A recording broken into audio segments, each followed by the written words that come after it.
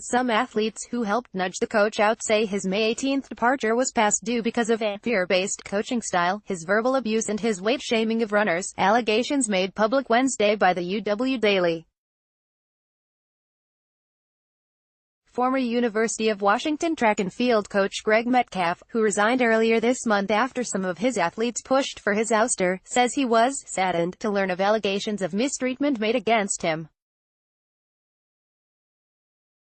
While I can't speak directly to these claims, I can say that I have always viewed it as my responsibility as a coach to take care of the whole person, including the emotional, social, physical, academic and athletic components of our student athletes, Metcalf said in a statement to the Seattle Times on Wednesday.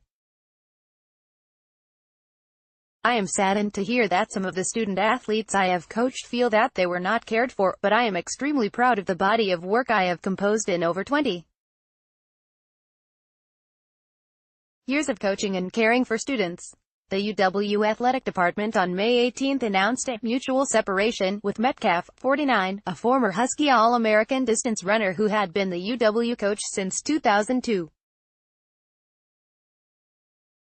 Metcalf's departure has divided the team as it prepares for the NCAA championships next week. Some athletes who helped nudge the coach out say his departure was past due because of his fear-based coaching style, his verbal abuse and his weight-shaming of runners, allegations made public Wednesday by the UW Daily. Others were distraught by his sudden resignation, and still others have stepped forward in support of Metcalf. One thing about our sport is, weight loss is so taboo and it's such a delicate topic to even discuss that if someone says something wrong, it turns into this big thing, said Darian Mills, a redshirt freshman hurdler from Bothell. One thing that is important to know about Metcalf is he's so passionate that sometimes his passion can get misconstrued or he can miscommunicate it. He's definitely an intense person, but the one thing for me that was always his saving grace was that he really cares. And some people are more sensitive about that and more sensitive to strong personalities, but all I can say about Metcalf through my time here is he's always been supportive of me.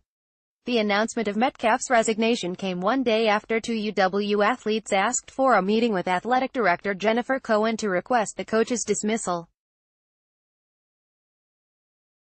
It was the second time in 3 years that athletes had requested an audience with athletic department officials to air grievances about Metcalf. Two members of the team, who spoke to the Seattle Times on the condition of anonymity, said the first meeting, with then athletic director Scott Woodward in early 2015, did little to change Metcalf's ways. The latest attempt to push Metcalf out worked. In a morning meeting with Cohen and two other athletic department administrators on May 17, the two male athletes detailed the claims against Metcalf. That afternoon, in a meeting with Cohen and other UW officials, Metcalf agreed to resign. A team meeting was called the next morning, and Metcalf informed the team of his departure. An athletes-only meeting followed, during which athletes stood up and spoke. Mills said there were strong emotions both for and against Metcalf, and some athletes, many female, she said, who were upset that a group of male athletes had gone to administrations on their behalf without their knowledge. Some people were really hurt by his departure, Mills said. Cohen was not made available for comment Wednesday.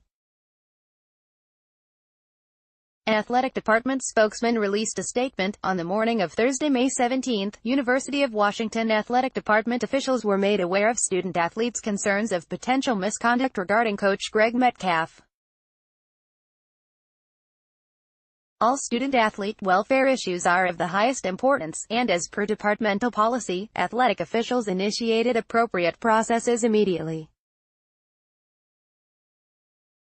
In a meeting with athletic department personnel later that afternoon, Coach Metcalf determined that it was in the best interest of the program for him to step away from his position as head coach.